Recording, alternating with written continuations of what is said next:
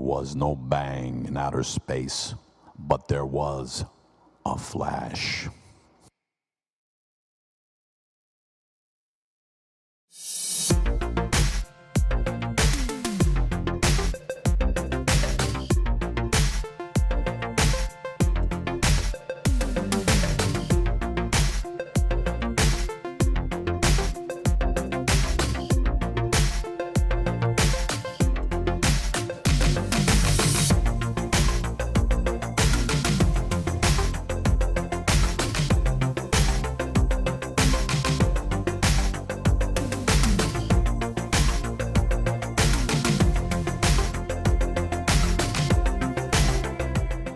Hi, I am Cyber Eva, and this is the Doc Speaks Show, presented by Accelerating Evolution LLC.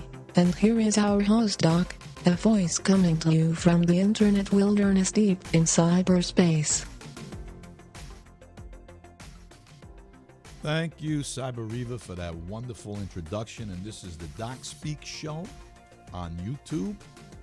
And I'm the Doc, a voice that comes to you from the internet wilderness deep in cyberspace. And today is September 26, 2017, 3 days after the so-called end of the world, September 23rd. Another hoax, another fake prophecy, another false prediction by a number of people. This time it even includes a rabbi who is a Messian who believes in Christ. I'm not going to mention names. You can look them up on YouTube. But they're all coming out of the woodwork and predicting the end times is here. But you know, I've also have 2 YouTube videos titled Journey Through Revelations 1 and 2. Presently, I'm also writing a book entitled Journey Through Revelations. And nowhere in that entire book, inspired by God, that it mentions a date or even something remotely like what they're predicting or predicted. They exclude all of the signs that are mentioned in the chapters that deal with the trumpets, which make announcements. That's why they're trumpets. They announce things before the bowls, which are God's wrath poured out on the people. But now I want to read to you where I believe these so-called gloom and doom ministers, prophets, whatever they want to call themselves. But it's interesting that I didn't see a priest come out and say this stuff. I'm not going to talk about the Pope because you know, there's a lot of bishops, even in the non-Catholic denominations, who didn't come out and say these things. So it's these random so-called theologians that come up with these stuff. So here I want to go to chapter 12 of the book of Revelations, and I'm going to be using the New International Version of the Bible. There you go. So you know I'm quoting from the Bible.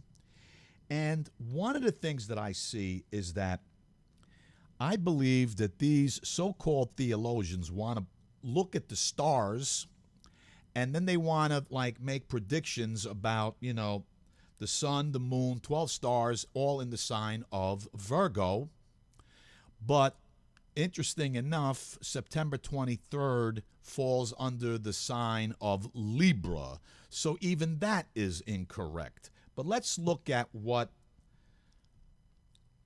chapter 12 of the book of Revelations says.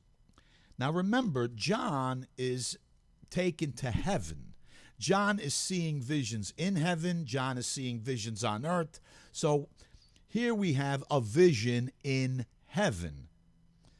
Chapter 12, and I quote, "A great and wondrous sign.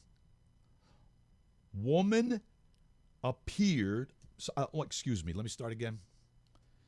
"A great and wondrous sign appeared in heaven." Not in the skies, in heaven. "A woman clothed with the sun, with the moon under her feet, and a crown of 12 stars on her head. She was pregnant and cried out in pain as she was about to give birth." Now, they want to make a statement here, and I'm going to end there where I said give birth, end of quote. Okay, that this giving of birth and crying in pain is the sign of the end, okay?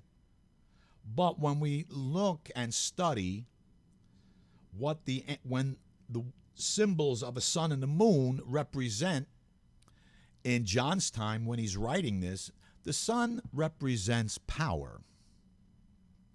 The moon represents space and time. So the reflection here is that this woman has been given power and has overcome time and space. See, now, I would think that a lot of the reasons why non-Catholics don't like to really refer to this as it is written is because it would give Mary, the Blessed Virgin, the mother of Jesus Christ, a title where she has power and victory over time and space, and the 12 stars represent the 12 tribes of Israel and the 12 apostles. Now let's continue. "She was pregnant and cried out in pain as she was about to give birth. Then another sign appeared in heaven, an erroneous red dragon with 7 heads and 10 horns and 7 crowns on his heads." Now, 7 vices is what the 7 heads represent. Each vice is the head of that vice. That head is, so that envy is the title, the head. 10 horns represent that it's the ultimate power, that he has the highest power on this. And he has the crowns, which means that he is the ruler of these 7 vices that are at their maximum level, and he's the ruler. So we're looking at the dragon is Satan, the eminence of Jesus Christ. He's the enemy of God. He's the enemy of Christ. He's the enemy of mankind. And what does he do? It says here, let's continue. His tail swept 1/3 of the stars out of the sky and flung them to the earth. Now, stars are also representative of angels. And that 1/3 of the angels under his rebellion were swept away from heaven.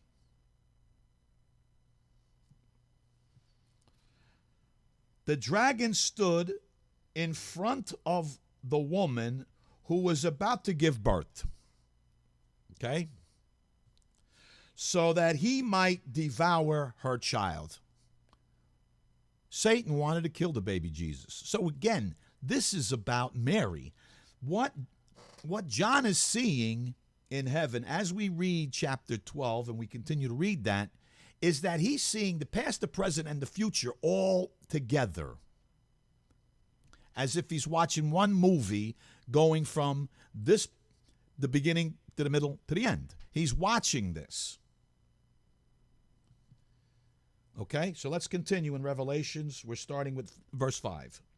"She gave birth to a son, a male child, who will rule all the nations with an iron scepter, and her child was snatched up to God and to his throne. Now, we've gone to the point where he's grown, he's a man, and we're saying God snatched him up, okay? That's the ascension into heaven. After he is crucified, walks the earth for 40 days, he's now ascended into heaven. God snatched him up. Well, I was thinking about this passage, and I was meditating on it. And I said, why would God snatch him up? Well, it's obvious. If he remained any longer, the Jews would have tried to kill him a second time. Okay? And he went to his throne. Now let's go to verse 6. The woman fled into the desert to a place prepared for her by God, where she might be taken care of for 1,260 days. And there was a war in heaven, and Michael and his angels fought against the dragon, and the dragon and his angels fought back. But he was not strong enough, and they lost their place in heaven. The great dragon was hurled down, that ancient serpent called the devil or Satan, who leads the whole world astray. So again, now we go back. He's casted out, him and his millions.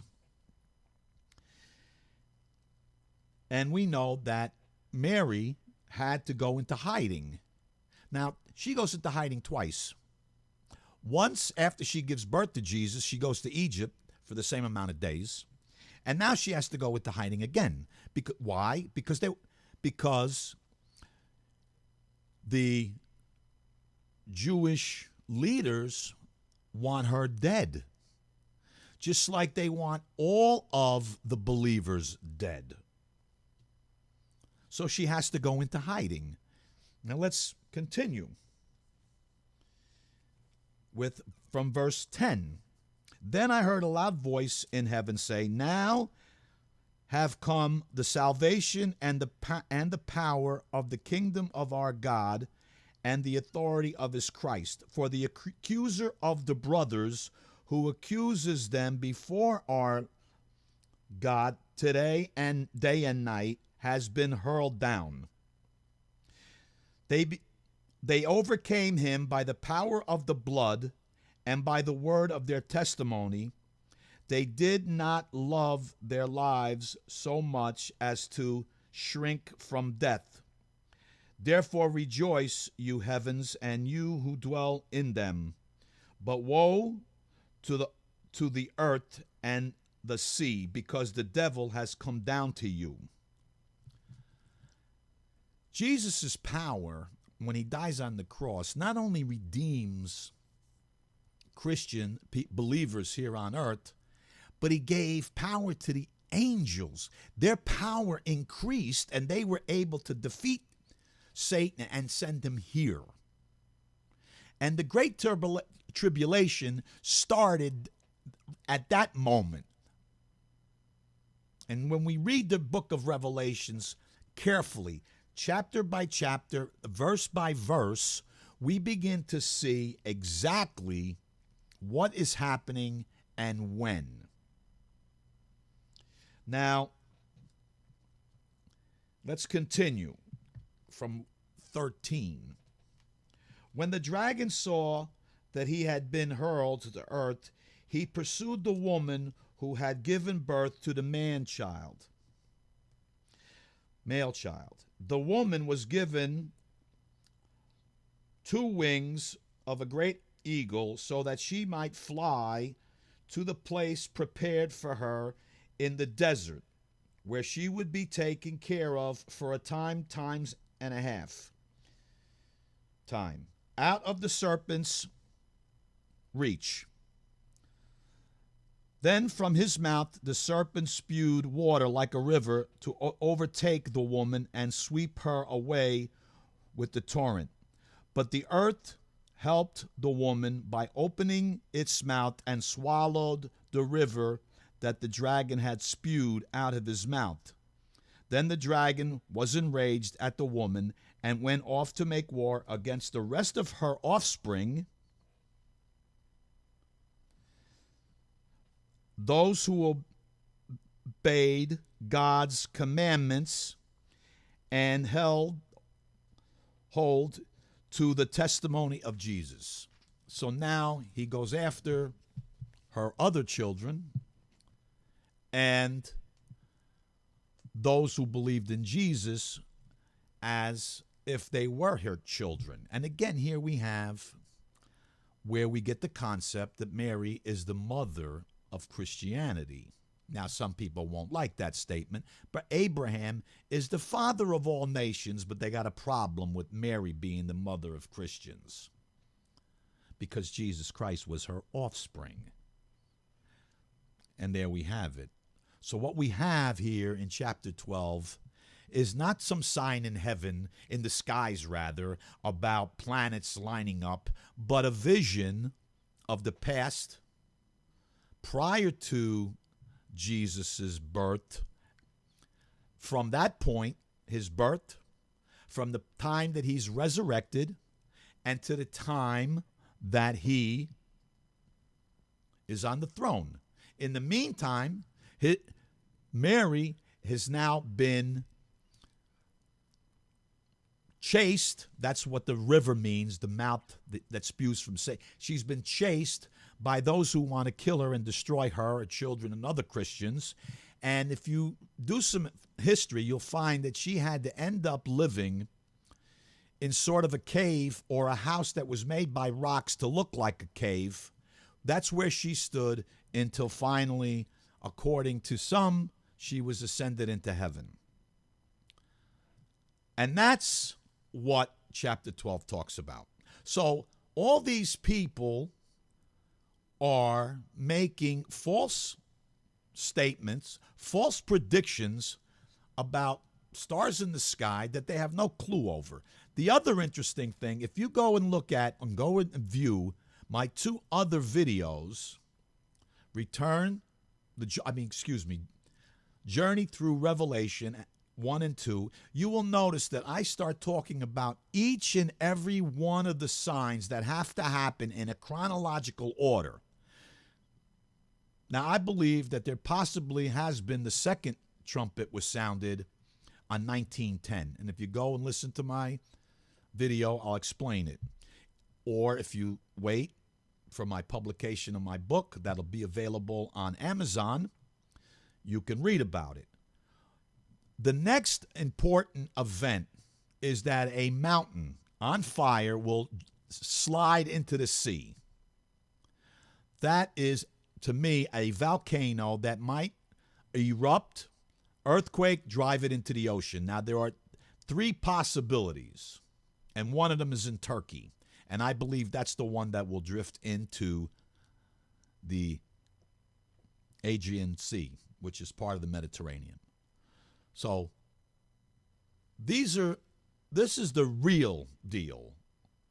These people take stuff out of the Bible, twist it and turn it, and they're doing the devil's work. And to conclude, only the Son said, only the Father knows the time, the day and the hour. Now, the same false prophet who said September 23rd is now going October 15th. When's he going to get it that he got it wrong? So this has been the Doc Speak Show on YouTube, presented by Accelerating Evolution, LLC. That's what comes out of chapter 12. That's what was written by John, inspired by God, out of the Bible. There is no reference to that.